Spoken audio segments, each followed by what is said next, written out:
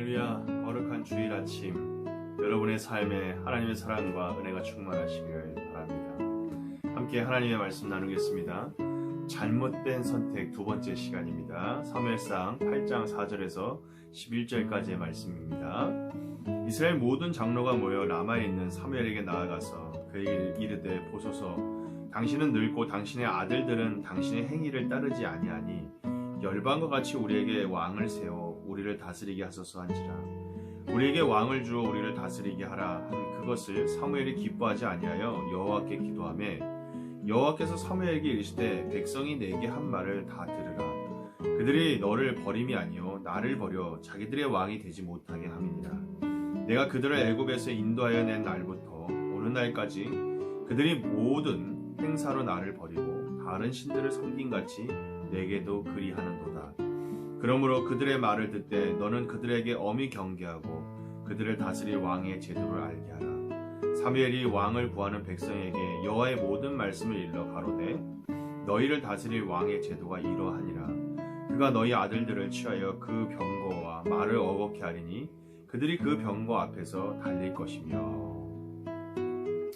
사무엘상을 보며 우리가 계속 확인하는 게 뭡니까? 이스라엘의 실패와 하나님의 승리를 바라보게 됩니다. 이스라엘의 승리는 늘 하나님이 주셨습니다.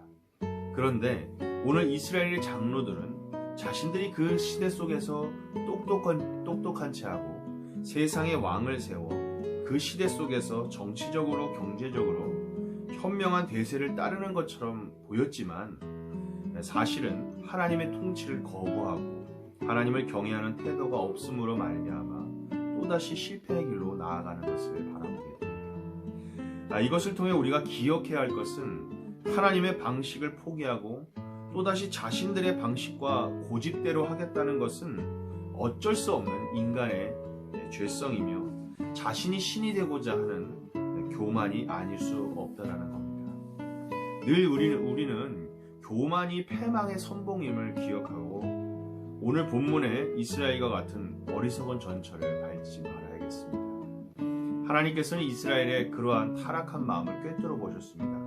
3상 8장 7절입니다.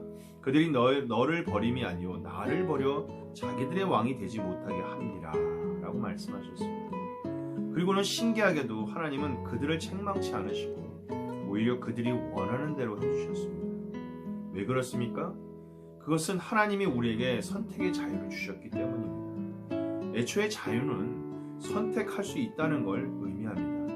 선택할 수 없으면 그건 자유가 아닙니다. 하나님은 우리에게 사랑을 할 수 있는 자유도 주셨지만 하나님의 사랑을 선택하지 않을 거절의 자유도 주셨습니다. 그렇습니다. 하나님이 우리를 정말 사랑하시는 것은 우리 스스로가 자발적으로 하나님을 사랑하고 하나님의 뜻에 순종하기 원하십니다. 그리고 우리가 기억해야 될 것은 자유에는 언제나 책임이 따른다는 겁니다. 하나님의 말씀에 순종하기로 선택하면 그것에 대해서 하나님께서 책임지시지만 우리가 우리 마음대로 내 마음대로 한 것에 대해서는 내가 책임을 져야 합니다. 그래서 하나님은 사무엘을 통해 왕을 세우며 벌어질 일들에 대해서 또한 그들이 어떻게 책임을 져야 되는지 예시를 들어가며 설명해 주십니다. 성경은 왕정 제도가 실시될 경우 필연적으로 야기될 문제를 세 가지를 이야기해 줍니다. 첫째는 젊은 남녀의 징집입니다. 모든 백성들의 아들은 군인으로 차출될 것입니다. 또 딸들은 보조 노동력으로 동원되게 될 것입니다. 두 번째는 곡물과 가축의 징세 및 징용입니다. 왕은 자기 마음에 드는 좋은 땅을 취할 것이며 과중한 세금을 거두어 드릴 것입니다. 세 번째로 왕의 폭정을 위한 온갖 고초를 당하게 될 것입니다.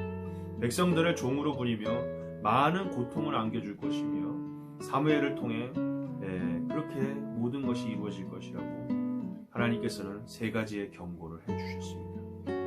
그리고 마지막으로 백성들이 폭정을 행사하는 왕으로 인해 하나님께 부르짖을지라도 하나님이 듣지 않으실 것이라고 경고하셨습니다. 왜요? 너희들이 원했고 너희들이 선택했기 때문에 그것에 대해 스스로 책임을 지라는 겁니다. 그러나 이러한 하나님의 설명에도 이스라엘 백성들의 의지는 확고했습니다. 백성이 사무엘의 말 듣기를 거절하여 가로되 아니로소이다 우리로 왕이 있어야 하리니.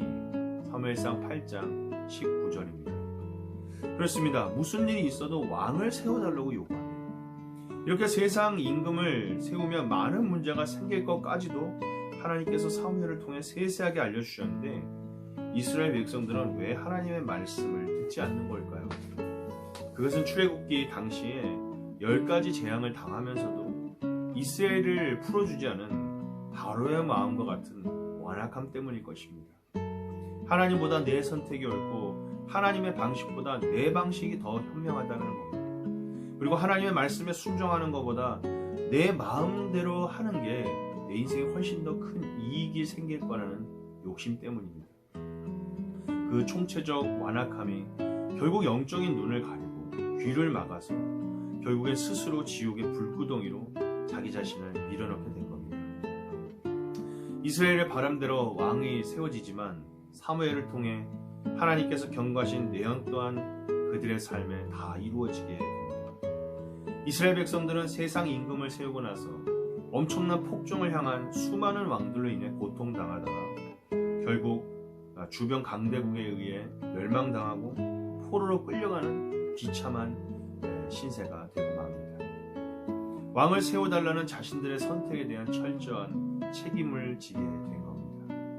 하나님의 주권을 인정하고 하나님께 순종하는 자는 하나님이 인도하시고 보증해 주십니다. 그러나 하나님의 지배를 거부하는 사람들에 대해서는 그 자신이 그 결과에 대한 책임을 철저하게 져야 합니다. 이스라엘 백성들 또한 하나님의 말씀에 귀를 기울이고 하나님의 뜻을 선택했다면 하나님으로부터 큰 복을 받았을 겁니다. 그러나 그들은 끝까지 자신들의 뜻을 굽히지 않고 하나님이 아닌 세상의 왕을 선택함으로 고통을 당하게 된 것입니다. 그러므로 우리 또한 하나님께 구하는 것이 그대로 응답된다고 좋아할 것이 아니라 이것이 정말 하나님의 뜻에 합당한지를 따져보는 게 사실 더 중요한 문제입니다. 하나님께서 우리가 기도할 때 오늘 본문처럼 내가 원하면 마지못해 들어주실 수도 있습니다.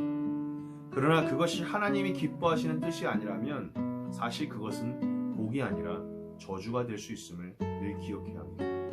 그러므로 우리는 하나님께 구하기 전에 그것이 하나님의 뜻에 합당한지를 잘 생각하고 늘 기도할 때는 예수님처럼 내 뜻대로 마옵시고 아버지의 뜻대로 하옵소서라는 궁극적으로는 하나님의 뜻이 내 삶에 이루어지기를 간구해야겠습니다.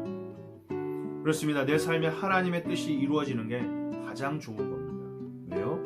하나님은 항상 좋은 것을 자녀에게 주시는 분이기 때문에. 말씀을 마치겠습니다. 사랑하는 여러분, 삶은 선택의 연속입니다. 이 길로 갈지 저 길로 갈지 우리는 늘 무언가를 선택해야 합니다. 그때 어떤 선택을 하느냐에 따라 우리의 삶은 달라지게 됩니다. 신명기 28장 2절에 보면 내가 하나님 여호와의 말씀을 순종하면 이 모든 복이 내게 임하며 내게 미치리니라고 하였습니다. 그렇습니다. 우리는 우리의 참된 주인 되신 하나님의 말씀을 따라 삶의 길을 선택해야겠습니다. 어리석은 이스라엘 백성처럼 잘못된 주인 의식으로 비극의 문턱에 들어서는 것이 아니라 건강한 청지기 정신으로 하나님께서 내게 맡겨주신 내 삶, 내 가정, 내 모든 것을 늘 겸손하게 종의 자세로 잘 돌보고 다스림으로 하나님께 착하고 충성된 종이라 칭찬받는 복된 인생이 모두 되시길 간절히 소망합니다. 감사합니다.